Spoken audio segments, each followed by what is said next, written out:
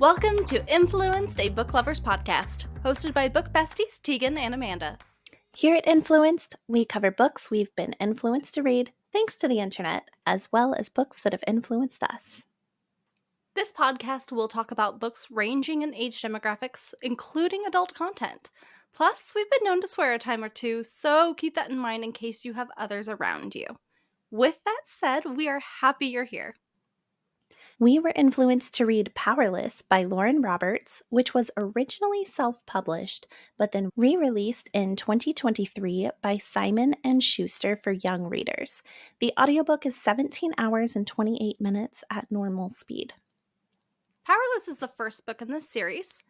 Then there is also a novella that came out earlier this year called Powerful that actually is Adina's point of view during the events of Powerless. Then, the most exciting part that I am anticipating is Book 2's release, Reckless, that comes out on July 2nd, that I am eagerly waiting for. I've seen Powerful, but I didn't realize that that was a novella from Adina's point of view. So I know what I'll be reading on my vacation this weekend.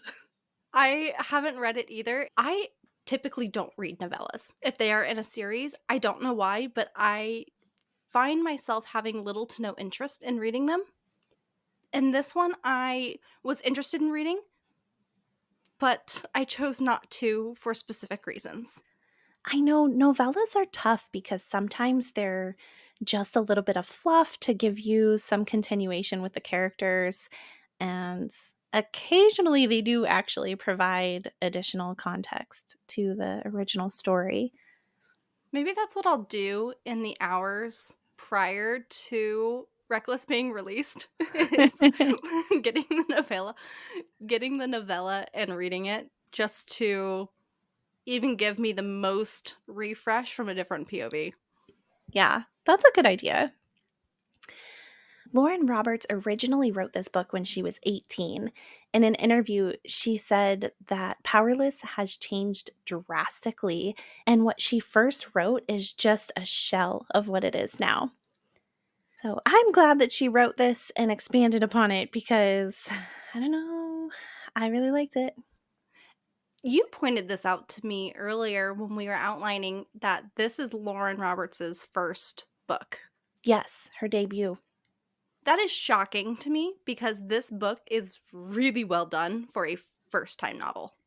Yeah, that shocked me too because as I was reading, I really thought that she was an established author, and I'll get into this a little bit more later, but I was initially critiquing it a little bit harder because I thought that it was an author who had published a lot of novels, and then when I learned that this was her first one, I was like, "Oh, okay, for a first novel, like, I'm gonna give this the grace that it deserves. It's really good."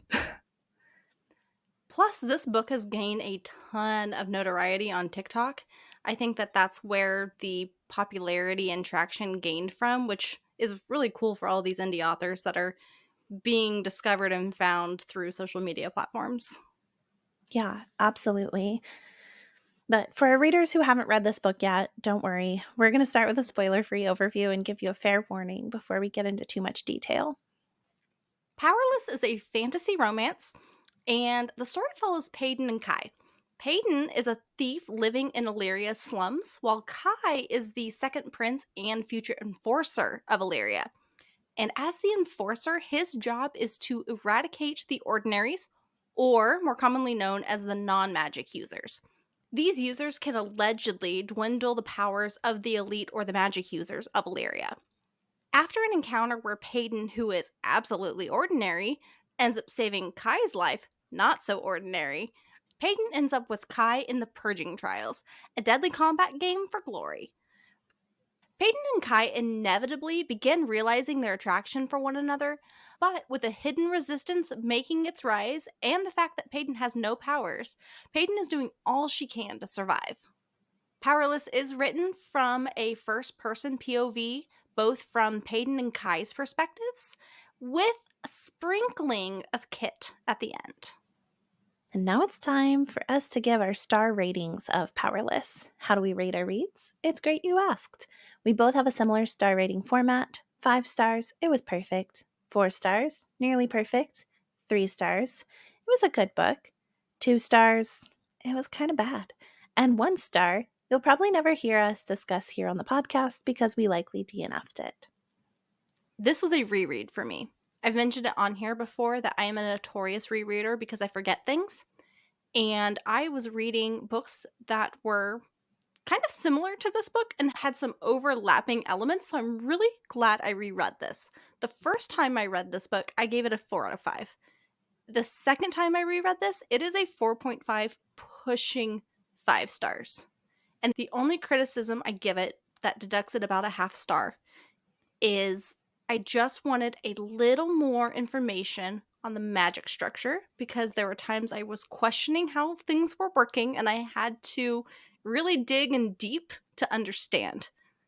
The first time I read it, I left thinking, "What? How does this work and how is this happening?" And then the second time I read it, I realized the answers were in there, but they were given, in my opinion, just a tad too late. And that's just me being incredibly nitpicky. I'm I was smiling there because if you deduct stars from a book, a majority of the time it is because you did not get enough history or enough information about the magic system. And Yeah, that sounds that's just so you. it is very me. So initially I was thinking I was going to rate Powerless 4.5, but as I mentioned earlier, because this is a debut novel, I decided to bump that up to a 5 and just give it a little bit of grace. So for me, I don't think this is too spoilery, so I'll go ahead and say it. The only thing I would have liked to have seen differently here was if there was just one physical encounter, one fight where our main character, Pei, could walk away unscathed and just be a total badass, you know? Like every single encounter that she had in this book, she was injured and not just a little injured, like really injured, like needed a healer. That's probably partially because this is, YA genre, but being the feminist that I am and I wanted a little bit more empowerment there. I am going to say, though, she did walk away from the silencer unscathed. She beat the bloody crap out of him. She get hurt during that fight though? I mean, she got punched, but she walked away just fine. Yeah. I guess that's true. But that was like the very first physical encounter we see, and Yeah. everything else does have her injured quite extremely. Yes. True. But all things considered, that's really minor and I'm excited to continue with the series and see if maybe Pei does become stronger and a little bit more invincible as the series continues on. Yes, I am so excited for Reckless to come out. It is the first thing I am going to read midnight that night. It is happening. Me too. I haven't been to the store at 6 a.m. on a book release date since Ruthless Vows came out, but I will be at the store at 6 a.m. on July 2nd. We have a few similar reading recommendations for you. So if you liked Powerless, you may also like Red Queen by Victoria Avard, the Hunger Games series by Suzanne Collins, the Akatar series by Sarah J. Maas, Fourth Wing by Rebecca Yarros, the Jasad Heir by Sarah Hashem, and the Kindred Curse series by Penn Cole.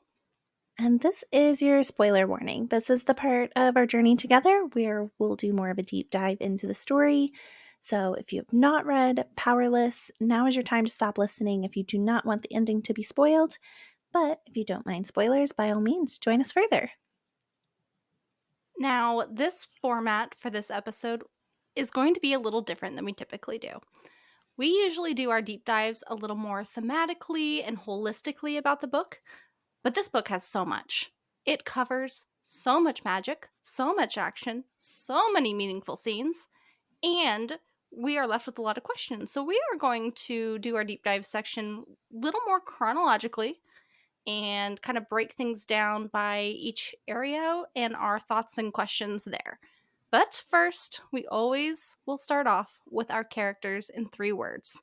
And for this episode, we will do Paedyn and Kai. So, Tegan, what did you put for Paedyn? For Paedyn, I put persistent, ambitious, and self critical. I almost thought we were about to have the same word when you said per, because my first word is perceptive. She's Slightly that different. too. My other 2 were cunning and compassionate. Yes. Then for Kai, kind of go the opposite route and put, and I know you don't love this word, brutal, protective, and critical. Try not to laugh here, but my 3 words for Kai were rationalizing, scarred, and muscular. I can't tell you not to laugh and then laugh at myself. He's described as being so buff. I mean, you're not wrong. We just don't usually list physical traits, but it sounded like Kai might be a little bit of a hottie. Yeah, he does. He really does. Well, let's dive right on in. Our story begins with Paedyn. She's a thief who has been living in loot, which is Illyria's slums, for all of her life. We learn that in Illyria there are magic users called the Elite, those with strong combat magic, and mundanes, those with passive magic. And those without magic are called ordinaries. And they are allegedly, quote unquote, diseased and would dwindle the abilities of the elite. This was our exposition into the book and kind of sets the grounds for the magic system. And Tegan, I don't know if it's the books I'm reading or the fact that I pick apart the little things, but there is mention throughout the book of various unnatural hair colors by mostly magic users. Do you think those hair colors are indicative of power or just a way to set this world apart from the common world that we live in? That's a great question. I really didn't pick up on all the different hair colors. My thoughts are that it's probably just a way to set the world apart, but I don't know, like you said, it could be the books we've been reading because I'm thinking of like Rebecca Yarros, where all of these little details end up coming into play later. It also might just be the books I'm reading too, but 2 of the series that I have recently read that have magic systems in them have the users having these different hair colors associated with them. So when I was on a reread, I just picked this out and I'm like, oh, it's a thing. This is a thing and books do. And then Paedyn has silver hair, and with all the other magic users having these unnatural hair colors, it just made me go down this rabbit hole wondering if maybe Paedyn has powers. I do think Paydon's hair color is going to come into play somehow because she does have silver hair that's very unique. It doesn't seem like anyone else has silver hair, and they refer to her as Silver Savior. So I think that's going to be important later. But Kit and Kai have natural hair colors and they're incredibly strong magic users, so maybe it's nothing. But I'm glad you're on the same page with me of this rabbit hole that is the hair color. Well, it could be that she does have power, but maybe she's been drained of that power somehow. And when she was drained of that power, like it also drained the color from her hair because her dad was a healer. So it seems a little strange that her dad would be an elite and she is an ordinary. So here's my other off the wall theory that ordinaries may not actually be ordinary and that they might actually have some sort of passive magic that they don't realize. And here's why I think that. This plague wiped out so many people, and only those who had magic were able to survive. But then so did some of these people that didn't. The way the book is written kind of leads you to believe that only those who were strong could survive this plague, and those who are strong have magic. And it makes me wonder, is it maybe a magic that is inaccessible or people don't know that it exists. Maybe it's like a shield, a play on a fatal or the silencer that could be problematic for anyone else who does have magic. But then I go and say, well, maybe the whole point of the book is that people are powerless and we have to be accepting of others. Yeah, what a cool concept, though. I mean, I've read so many books with the forbidden magic trope, and this was really interesting to be like forbidden non-magical beings, and that was really cool. But I'm with you. I'm not completely convinced that the ordinaries don't have powers. I think there's a lot more playing into that, and my headcanon is that we're gonna get a lot more of the history about the plague and the ordinaries being banished in book 2. I'm going to laugh when we read Reckless and we're both wrong. And we have to come back and eat our words. So Pei lives with Adina, a friend who is also a seamstress, on the streets, and they steal to survive. Then we meet Kai, the younger of two princes and the king's future enforcer, aka his assassin to eliminate any ordinaries. But Kai has a hesitancy to kill, let alone children. So, his main form of punishment is banishment through the Scorches, the desert wasteland that leads to Dor. I'm curious, what were your first impressions of Kai? I did not necessarily have the best first impression of Kai, especially on my first read. And it mostly stemmed from the interaction with the family hiding the ordinary little girl because I kept thinking, uh, you don't want to do this. Why don't you just turn a blind eye? She's hiding away. You know that she's there, but you don't want to do it anyway. So just turn a blind eye if you want to be a good person. But then on my reread, I thought a little more critically about it and realized that that would have probably gotten back to the king. This mission came from orders of the king, so likely he was already aware of this family, and it probably would have gotten back to him. So Kai really did have to take action, and he did it the only way he could.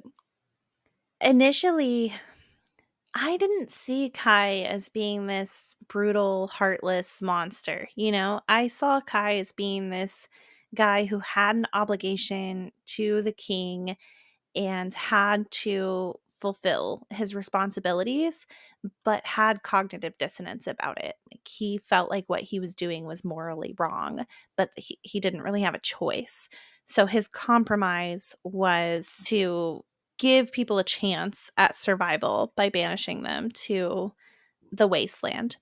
So I just viewed him as this person who was just stuck in this hard place where he had to do something he didn't want to do. This is the moment that I realized that while this book is technically YA, it was going to be heavy. Oh, yeah, it's very dark in some places. But ultimately, Paedyn and Kai cross paths. Kai comes through loot with a pouch full of coins that Paedyn can't resist. And we get our first encounter of the banter. I have to say, for a book with no spice, and you will hear this on social media, for a book with no spice, the banter takes care of all that need. Agreed. I loved the banter in this book. Chef's kiss. I'm also a huge sap, you know this about me. So, in this encounter with Paedon and Kai, they have this exchange of banter where they're being flirtatious, they're teasing each other, they're kind of being mean in a flirtatious way, right? But they both are so hyper fixated on each other's eyes and noticing the color and the depth of them. And I loved that we got that encounter from both of their perspectives. And from Peyton's point of view, you just hear the words that are exchanged in the banter and you think, "Wow, she's being a little cocky, a little bold." But then you read Kai's point of view and you just understand how amused he is. Like, he's a prince, he's the enforcer. He is not used to having someone pick on him or call him names. Everybody probably approaches him with fear and respect.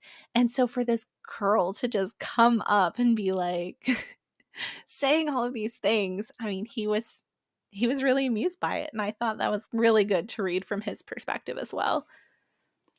I think Lauren Roberts did a really good job at knowing what to overlap, and that was such a pivotal moment for these characters.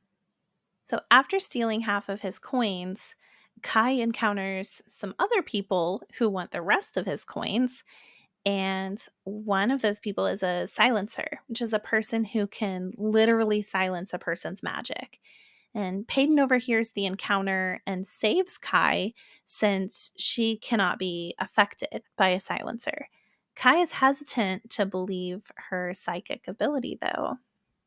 This is another area that I wish I had more context and background on because her father died when she's 13 years old and had to go through quite a bit of training prior to his death to get this psychic power. And all it is a Sherlock Holmes type of perception. And surely, in her time of having to prove herself, she's gotten something slightly wrong or has to adapt. I would have loved to see a little bit of that and how she can be quick on her feet like a thief. I think she's learned to be incredibly perceptive, and she's only willing to say something if she knows that it's true, like if she has enough evidence. So I think she's very careful not to trust her assumptions. Like she has to have enough detail observed to be able to confidently say it and use her being psychic as the reasoning behind it. Ultimately, though, Paedon's heroic efforts get her voluntold for the sixth purging trials, which is a deadly tournament that takes place every 5 years to celebrate the purging of the ordinaries. Now, as I said, I'm nitpicky and critical, and I don't deduct anything off of this because it probably is not that big of a deal. But I kept wondering, how in the heck are people getting selected for these trials? Because it mentions that people are selected by their peers. And how does she get selected so fast from the night before saving Kai to the next day being signed up? Yeah, I thought it was basically just that people saw her fight the silencer and then submitted her name. But how does the logistics of that work, do you think? Do you think there are guards literally coming from the castle that night to the community and saying, hey, everybody, here's a hat. Put your name in the hat of who you think should represent you? I have no idea. I guess maybe that's a little bit of a plot hole there. Maybe we'll get explanation later on. Maybe. I dig and makes me think off the wall things. Yeah, no, I like where your head's at. Because Paedon was selected for the purging trials, she has to move into the castle immediately. The trials are an entire show involving interviews, balls, and combat with the other contestants. So while she's at the castle, she meets the other contestants and Kai's brother, Kit, who is the heir to the throne. Now, we get some great banter about Paedon having to save Kai at dinner, and Paedon gets her first encounter with the king. So, first, let's discuss her interaction with Kit. Did you suspect he would fall for her? You know, I was expecting more of a love triangle at first based on that first interaction, but I'm really glad that it wasn't really that. Sure, there was the brother jealousy a bit more on Kai's end than Kit's end, Mhm. but I think that that relationship served a different purpose. But I also really loved that in that moment with Kit and the first interaction with him and Paedon, you just see how complex Kit is and the potential future there. And I don't know what it was about Kit, but I just wanted to give him a hug and be like, dude, it'll be okay. Yeah, he does have a lot of complexity, but I think that comes with being the heir to the throne, right? Like, that's so much pressure and so much responsibility. I did pick up that he had some level of attraction to Paedon. I just didn't know where that was going to go. I was a little worried about a love triangle potentially happening where, maybe Kai and Paedon were interested in each other, but then Kit wanted Paedon and would maybe try to steal her away from his brother. Love triangles can be such a messy read, and I think that this book already had so much craziness to it. It was a really good call on Laura's part to not make that a thing in this book. But then we have this huge moment where we learn that the king knew Paedon's father and knew who he was, which turns out to be important later. Were you surprised by this? Did you think Paedon should realize that she was in more danger than she was? I don't know about you, but this was like a big red flag moment, but I did not know Mhm. where it was leading to. I just knew that this was going to be pivotal. Yeah. So Paedon knew that the king had killed her father. What surprised me was that the king recalled who her father was, that there was a level of familiarity there. And that, yeah, just raised a huge red flag for me. And I was like, oh, where is this going? Why did he know her father? Especially because people in the castle don't seem to care at all about anyone living in the slums. So, why would Paedon's dad stand out as being memorable to the king? That was my big question. I had gone into it just thinking that the king killed him for some sort of treasonous action, but he was just another nameless face that he killed. Right, that's what I thought too, until that moment at dinner. So, before the first trials ever begin, interviews are conducted, and Paedon must show off to the crowd her psychic power. I don't know about you, but I was surprised that she played it off so easily. Again, we've talked about that I'm the cynic between the two of us, so I was anticipating more of a hurdle. I sort of thought that would be a little bit more difficult for her because she was put on the spot, right? Like, it's one thing to go up to a random person and come up with something that you've had some time to think about. She's pulling random people out of the crowd and trying to use this psychic ability to explain things. I don't know. I think that would be really hard. And I personally would crack under the pressure. Plus, with the scene with the king revealing how much he knew her father, it made me wonder if he was going to plant difficult people to read in the crowd or try to manipulate the situation with her more. Mhm. But fortunately, that wasn't the case. We also learn in this scene that the elites can vote on winners, but they cannot interfere.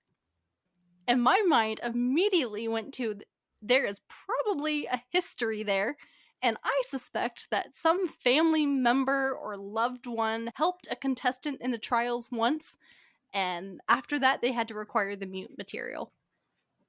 I like that that's where your brain went because my brain got hung up on the details in the wording here.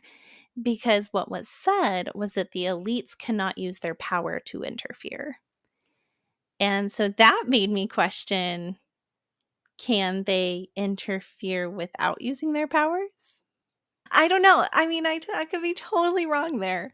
And one of the things that I think we see immediately with that is that the king is interfering with the way that he sets up the trials, but he's in charge of it. So is that considered interfering or is that just the setting up of the trial? I don't know. I If mean, a case could be made there. He Yeah, wants Kai to win. That's ultimately what he wants, is to prove that Kai is the enforcer and that he wins. And I would not be surprised if he does everything in his non magical power to make that so. right. And we see deliberate manipulation that we'll talk about further later on at the end of the trials. Granted, he's the king and king does what the king's gonna do, but I think you have a point there in the wording. So, your theory is that someone has interfered previously and now they're not allowed to do that. And my theory is that there was something in the details. During some of the training that the contestants are going through, we see Blair's jealousy, which spills into the first ball that Paedyn is attending with Kit. Traditionally, the female contestants show up wearing green, which is the color of the kingdom, but Paedyn does not show up wearing green. She shows up wearing silver, a symbol of her silver savior moniker from the people after she saved Kai. Now, because we see Kai's POV in this book, we realize how early he was falling for Paedyn during this scene. This feels out of the ordinary, and I like it. So many romance books tend to have the women starting to feel the feels first, or maybe being a little more emotionally attached first. But this book is almost the opposite, where because we have Kai's POV, we see the mutual chemistry, but Peyton's a little more headstrong and is a little more willing to be resistant, whereas Kai almost admits full out in that first ball that he is, what is the line? It's along the lines of drowning, and he's already recognizing it. Whereas Peyton's like, yeah, you're hot and there's something here, but no, thank you. I also really love how poetic Kai is at times, For someone who has to kill people quite often, he has such a soft side. which just goes to show he's only killing people because that's what he was trained to do. But I think it goes against who he is as a person. But then we have our first major moment with these trials, and that is when the ball is cut short by an unexpected attack by the resistance. While being sequestered away from action, Peyton learns that Kit is very different from his father, and she continues to encourage that line of thinking in him while they talk. So, I have a thought here, and that was I thought Kai might have been just a tad too overprotective in the moment when he is making her go to the safe room by literally carrying her there. And I just didn't like it. But I also know that she likely would have been sequestered no matter what because the king is going to want all of these contestants to live to fight in the trials. That's true. I do think Kai is overprotective of Paedyn during a majority of the book, though. That's not unique to this situation at the ball. And I think it's one, because he cares for her deeply, far more deeply than he's willing to admit. But two, because she does not have a physical ability to help her in these fights. And I think that's going to be a valuable lesson that he ends up learning in book 2 is that just because you don't have power doesn't mean you're not powerless. AKA I, the title of this book. the day after the ball, the contestants woke up drugged for their first trial, where they had to gather armbands attached to the other contestants. And these armbands were attached so tightly that you would basically have to draw blood to get them off. So Paedyn and Kai work to hold their own, but are each ultimately wounded, with Paedyn nearly dying. Kai saves her, and while caring for her, we learn more about him, including his lessons from the king. My brain immediately went to Hunger Games Oh, in mine this too. book. Now, death trials are not an uncommon trope in books, and Hunger Games is not unique in that. However, there were a few overlapping things that made me think of the Hunger Games during this first particular trial, including the wooded areas, the gifts laying around. Now, granted, those weren't from patrons watching the games, but you can also earn votes. that's also a little different from the Hunger Games, but still this overlying concept that is very similar. Yeah, just being in this wooded area with limited resources and having to compete with the other contestants, it gave me major Hunger Games vibes too. And also, another aspect that made me think of Hunger Games was that everything that was going on between the contestants was being projected for all of the elites to watch. Also, side note, I would hate that power. You'd have to replay everything in your mind. I wonder if they have the ability to like purge their minds of everything that they take in. I would hope so. That would be overwhelming. Yeah, that would be a lot to witness. So, after Paydon's near death experience and Kai ever heroically saving her, we learn more about Kai and his lessons from the king and just how brutal and how differently he was treated. Holy freaking crap. This was very different from Paydon's training, and again, another way to show that while this is YA, it is a much darker YA. I just keep thinking, why doesn't Kai hate him more? I think Kai does hate him quite a bit, but he's not revealing that, right? Like, it's a tricky position because his dad is the king. Like, you can't just openly be like, I hate the king. He's a bastard. Yeah, I go back to the line though where he still says he what was it, respects him because he made him strong. I don't remember exactly the line, but I was like, "Ugh, hate him, please. Hate him more." I think it's just a mask. I mean, we get a lot of Kai's perspective as he's starting to acknowledge his feelings for Pei. And he talks about how it's hard for him to acknowledge his feelings. He's used to suppressing the way that he feels. And I think that also transfers to his feelings for his dad. Plus, I'll have to say he doesn't really have any other male authority figures that we have seen so far that show him any sort of love and compassion that are not his brothers. So there's no authority figure in his life that is giving him any sort of, compassionate and empathetic love. Yeah, that's a good point. Then we have the cutest dancing scene where Kai asks Paydon to dance because they didn't get the chance on the floor at the ball before the attack. That was the sweetest, and I loved that Pei was like, "Well, there's no music." And Kai was just like, "Well, great, then there's nothing telling us when we're supposed to stop." Now, as cute as this was, I had to also think about the fact that they have been stabbed and burned and out in the wilderness for a significant period of time, and they are disgusting and gross. And they are leaning in and dancing with each other.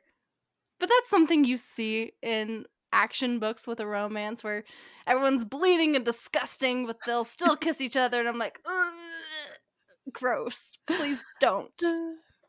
That makes me think of the book we read for our book club when Jess's major criticism was, "Oh, she's been on a train for like 20 years. She's never brushed her teeth and they're kissing. That's disgusting."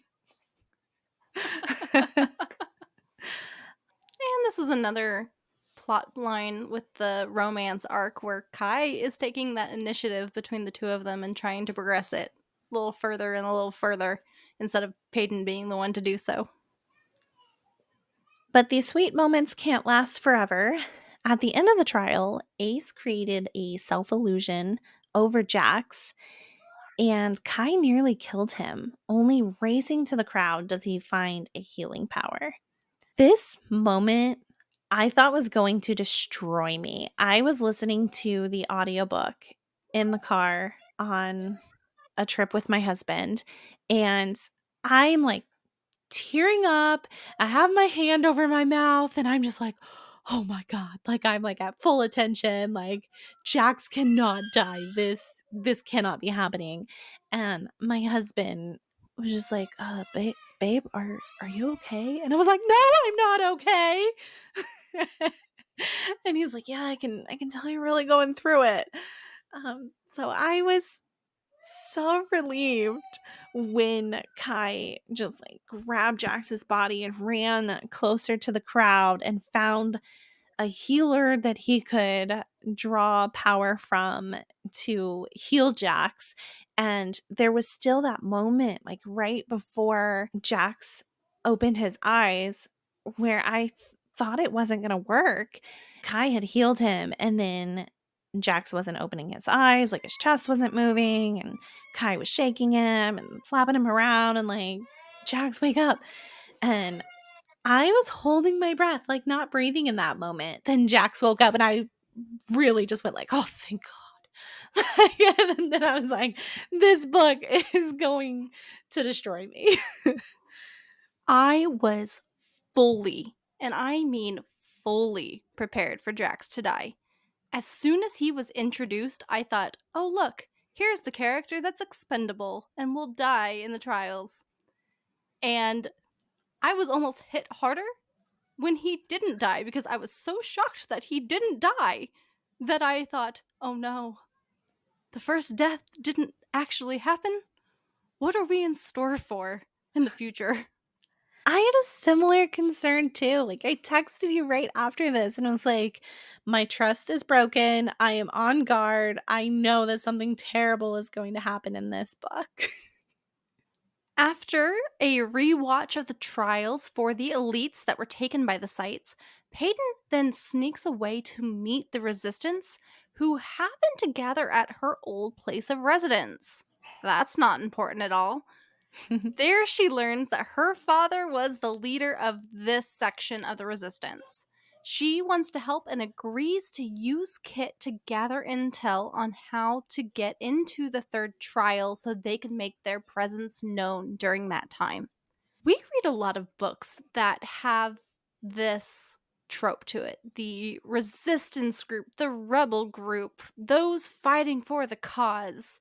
What impression did you take out of this book and your initial thoughts of the resistance based on your previous experience with this trope? I love a little political subterfuge.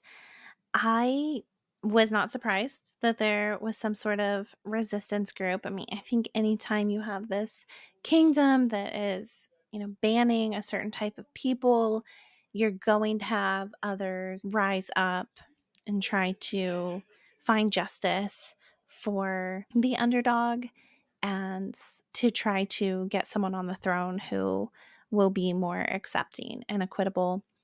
So, of course, I was rooting for the resistance. And my big question was whether Pay would join them or not. I was also rooting for the resistance. I really enjoyed them on the first impression. Sometimes with books, you think, oh, there's some problematic things here. Both sides are terrible people.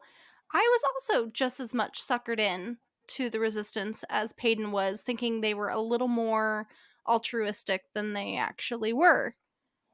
But eventually, and we'll talk about it, they kind of proved just as problematic in their own ways. And I was really sad by that. I'm not surprised, but I was really sad. Yeah, I was sad that the resistance wasn't more successful here, but I don't think it's over. I think there's going to be more. Oh, absolutely. I definitely think the resistance will continue to rise and grow. They mentioned that there were sections of the resistance and that they were all spread out. So, this by no means was the might of their forces. Honestly, I wouldn't be surprised if these were the expendable people to the resistance as a whole, because of the Ooh. high risk associated with this mission of making your presence known in such a high risk way during the third trials, coming up against the king and his family and all of these magic users. They probably had to have known that something bad was going to happen and that they would be willing to die for their cause. So why not throw the expendable people out there to make your presence known, but not have to deal with too many repercussions in the long term. That's a good point. And this particular section of the resistance was trying to figure out how to get into the castle via an underground tunnel. And after meeting with them, Pei agreed to help them find the entrance to that tunnel. Just now leaving this huge opening and more ability for the even hard hitting players of the resistance to come in and cause even more turmoil. Yeah, exactly.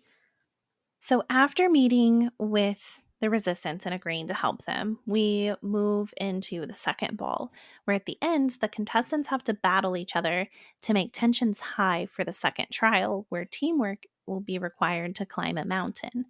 Paedyn technically loses to Blair, but she bruised Blair's ego by breaking her nose. Then, when the second trial comes to pass, the teamwork ends up not really mattering, but everyone for themselves to get the flag at the end. This was the moment where Paedyn lets Kai kill Ace, and he would have let Paedyn kill him, no problem. What were your thoughts in this moment? Because I really loved this moment. Part of me thought that maybe Paedyn just didn't want someone's death on her own hands. And so she just let Kai do it. But on the other hand, I kind of thought it was Paydon's way of just showing respect and favor to Kai. I think this was the turning point for Paedyn in her relationship with Kai. They were already kind of on this cusp of flirty banter, but this is where that headstrong Paedyn I mentioned earlier falls to the wayside and finally lets go into her feelings for Kai by letting him have this kill. When I think an argument could be made that she deserved to kill Ace more, considering he very closely nearly killed her. And I think it's no coincidence that shortly after this, there was a nightmare scene when Kai was having a nightmare about Paedyn offing herself, and Paedyn, ran to his room to wake him up, and he asked her to stay with him. That was so sweet.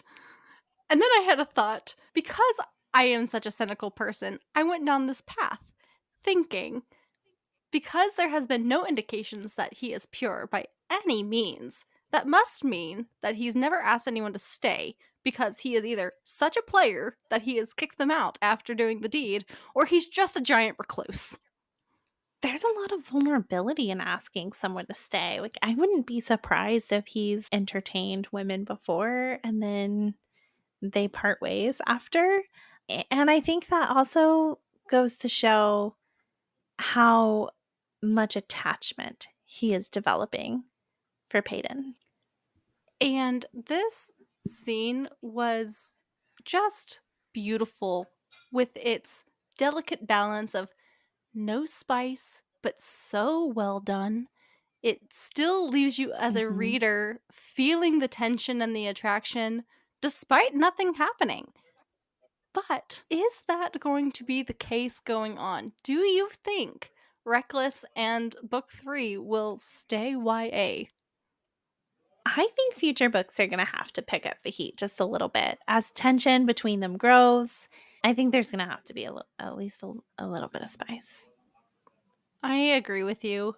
I think we're going to find it's going to be marketed as YA, but it'll be more like Throne of Glass YA, where there is spice. It's less descriptive. It is a little more fluffy, and it will still be marketed toward like 16 plus. Like, this will still have some adult content, but if you trust your maybe older teens, they can read it. I can definitely see that. I mean, Divine Rivals technically had spice in it, technically, but was more, I guess it was more fade to black. Until Ruthless Vows still had a little bit of a scene too, so, and it's marketed as YA. So I think that there still could be a case that some heat will pick up, but maybe not in the true adult fantasy romance way. We move on through our story, and Paedyn is then threatened by the king that she is not going to win these games under his rule. And she uses that hate to motivate her even further with her relationship to Kit. She encourages him to go to Loot and eventually asks her to take him there. They go through a secret tunnel, which happens to be the secret tunnel that the resistance is needing to get into that third trial. So during the third ball, she ultimately steals Kit's key to this tunnel and gives it to Lenny, her guard that is part of the resistance. During the ball, we also get Kai and Paedyn finally acknowledge their feelings directly right before everything goes to shit. I, as a reader, get secondhand embarrassment and shame from manipulation, and her manipulation of Kit was hands down the hardest plot line for me to read because I kept thinking, is there another way for her to get out of this? Is there another way for her to get what she needs without ruining this relationship with Kit? But I don't think there was any other scenario that she could have done. Do you? I don't think so. I mean, the alternative would have been just being honest with Kit, but I don't think that would have gone well.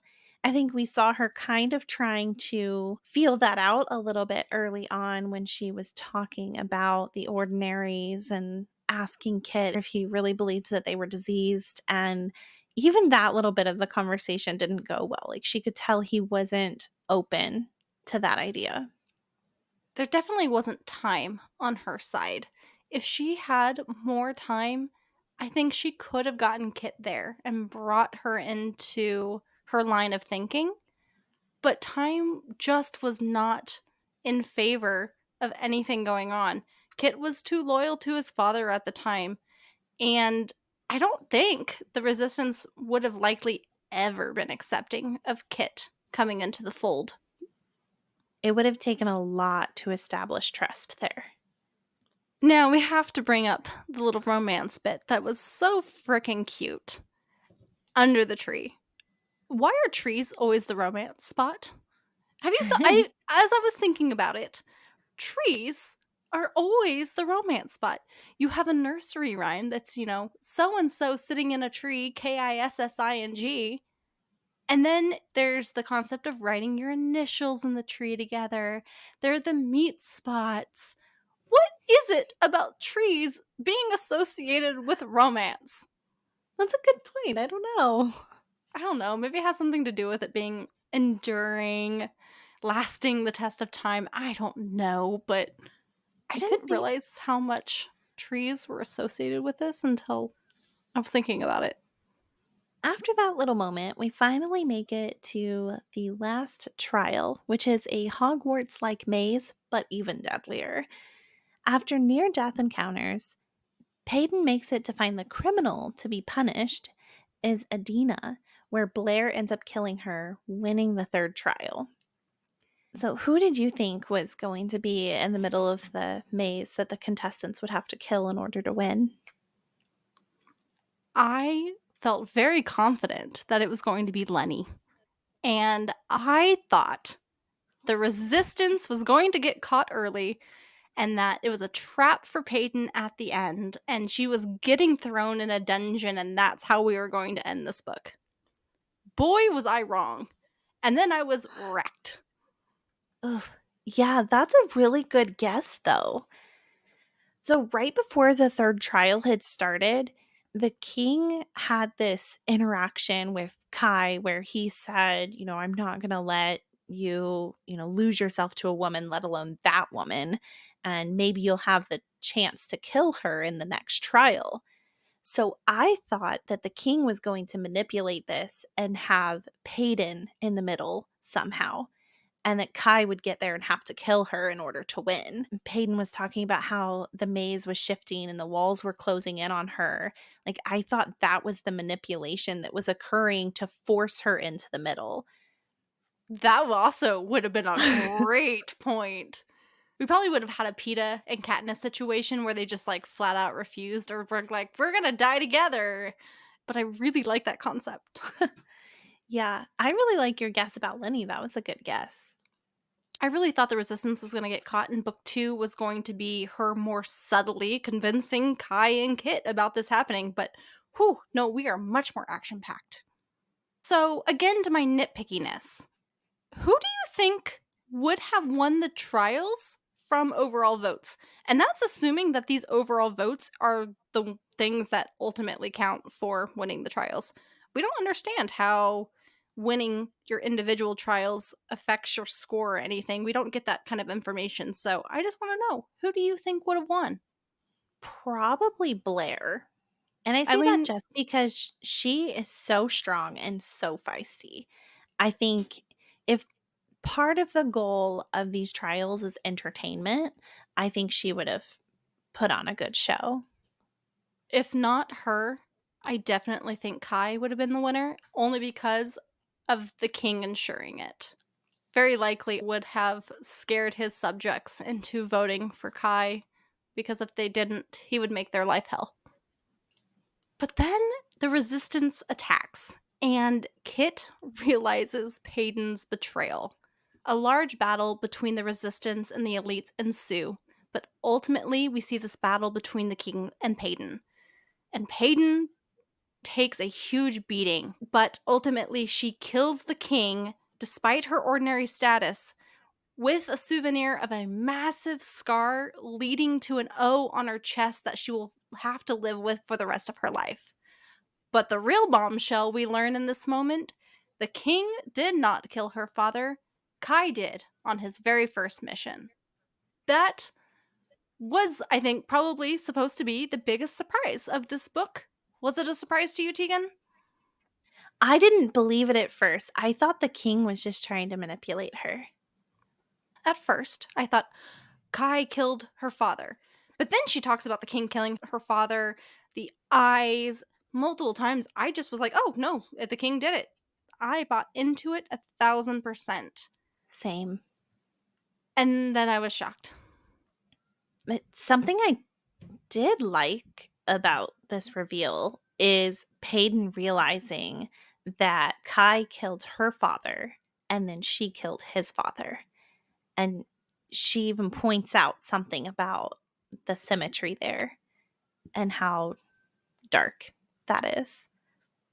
I think it also puts them on even footing going into their relationship potentially in the future. You can't, as a reader, go, but you killed her parent or his parent because, well, they both killed each other's fathers. Yep. No, the king also made a comment about survival of the fittest, which are the elites in this case. So, how do you think the power play will go in future among society? I think the rabbit is out of the hat and you can't put it back in now. Despite the fact that the resistance failed in this moment, I think their ultimate purpose of revealing themselves has been accomplished. I think many of the power users, especially the mundanes in the slums, will follow the line of questioning that we saw with Kai. And that line of question being, why hasn't it affected us? If there really are this Mhm. many ordinaries living among us, why hasn't it affected us? And I think that's what we're going to see in book two. And also, the king is saying that the elites are the fittest because they have the strongest magical abilities, the strongest powers, or what's deemed to be the most useful. But he's completely discounting physical strength here. I will not be surprised and reckless if we see Kit's point of view more often and things that are happening in the kingdom and a power struggle happening even among the magic users, and that mundanes are starting to even question the line of thinking and push against the elites and their rule even more. Going along though with lines from the king, I was looking back through the book, and during the battle with Paedon, the king said, I needed you alive, and then essentially says, you no longer serve my purposes. Why? Why I needed you alive? It just tickles my little brain of, is there a power there and is it lying dormant, or is it just to make a point of power and she wanted to use her because of her father's connection? It's a really good question. I don't know why he needed her alive for all of that time and then suddenly no longer did. It makes me think that, well, obviously, the reason he needed her alive had already occurred. So, was he using her to get the resistance to the castle so he could kill them off? I don't know. I could see that. The king is not a dumb man by any means. He's strong, but he's No. also smart. And all of the craziness that's gone down, do you think that this will be forgivable by Kai and by Kit and by even Paedyn with just the discovery about Kai? I mean, how are they going to react to Scar once they see this? I don't think that Kai is going to be able to suppress his feelings for Peyton. So I think he'll have to forgive her. And Kit, I don't think Kit will ever forgive her. I think there's going to be this kind of battle between that. Like, I think Kai's feelings for Peyton will be a point of contention between Kai and Kit. Do you think he'll eventually then just have to choose between the two of them? Because I also see Kai forgiving her, and it will become a time where Kit has to choose between being the king his father wanted or the love of his brother. Ooh, I like that idea. I also wonder if when he sees Paedyn, because he did not ask for her death, he asked for Kai to bring her to him. If eventually he sees that scar on her chest and it is a turning point in Kit's perception of his father. I think that's more likely to come from understanding everything that he put Kai through. That's fair. I also think Kai's testimony is going to be important. I think Kai is going to have to see the truth first. He's going to fall in love. Well, he's already in love, but he's going to not deny his feelings for Paedyn. He's going to forgive her, and they're going to change Kit's mind. But ultimately, Kai will have to change that tide first. But Kai was really freaking pissed off with everything that happened, obviously. And he says, quote, "Maybe when I rid myself of you, I'll find my courage, so I'm giving you a head start." He couldn't kill her, and so he lets her get this head start in her attempt to flee. That dude is so mad in love. He has to work up hyping himself to kill her. I think he'll convince himself that he can go through with it, but then once he's face to face with her, there's no way. Not a chance. Not even like a throw a knife and actually try to kill her, but somehow he misses or she's onto him type of thing. Oh, there might be some banter and some physical altercation, but he's just going to toy with her to rationalize that he's doing what he's supposed to do, but he's not going to be able to do it. And then we ultimately end our book with Kit on the throne and Kai officially his enforcer, and his first mission: find Paedyn and bring her to him. So, we will end this discussion with a few questions and theories that we have for Reckless. The biggest, of course, being that we've started to touch on, what do you think is going to happen when Kai finds her? I think he's just going to be reminded that he can't deny his feelings for her. And he's going to start trying to figure out a way out of this situation. He's going to try to get her out of the trouble she's in. So this is where I really looked into the book 2 description and tried to analyze what's going on in there. It is pretty brief. You can't gather a whole lot out of it. But here's what we do know. It's going to take place in Dor, where there's no elites apparently. I think he's going to try to kill her and, like you said, continue to hesitate, or maybe genuinely try to kill her, miss, and then also hesitate. And I think something's going to happen in Door that they have to work together on, and whatever it is gonna be tied into the magic usage system, and during that process together, he's going to really come to grips that his father lied about the Ordinaries. And then ultimately forgive Paedyn, they love each other, and then they're gonna go back and try to convince Kit. One thing I was curious if it will pop up again later in the series is who Adina's father is.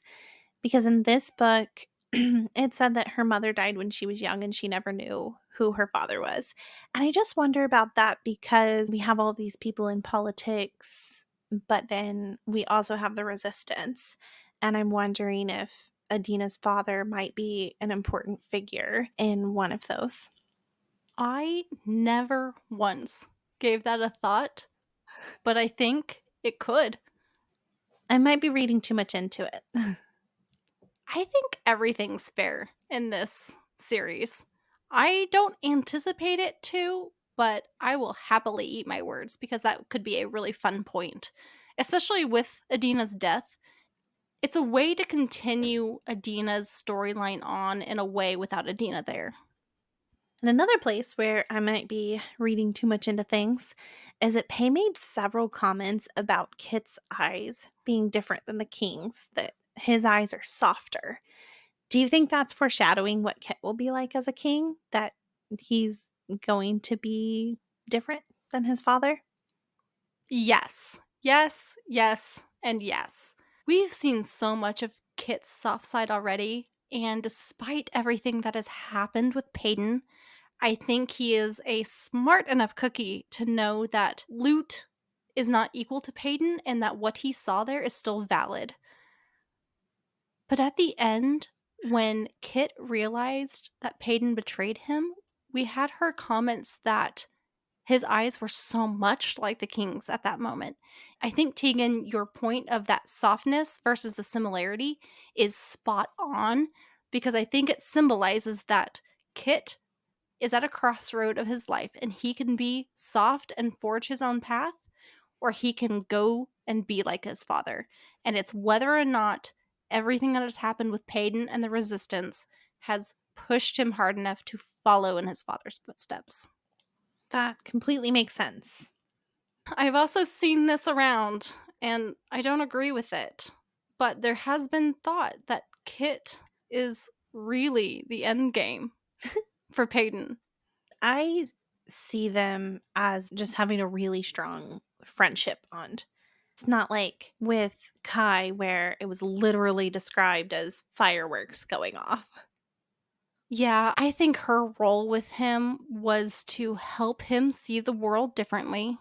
She has fulfilled that role, and the way that it was done in the story was just that. He also was attracted to her, and that's going to be the end of that. Well, that's all we have for our discussion today. So, thank you so much for joining us. We'd love to hear your thoughts and theories about Powerless and the other books in this series. If you would like to connect with us, please consider following us on TikTok and Instagram. We have the handle at Influenced Book Podcast on both platforms. And if you enjoyed today's episode, please take a moment to rate us wherever you get your podcast. We look forward to our next episode where we will be discussing Reckless. That episode will be released a week later than we are normally scheduled to release, but then after that, we will go back to a bi weekly release. Until next time, happy reading!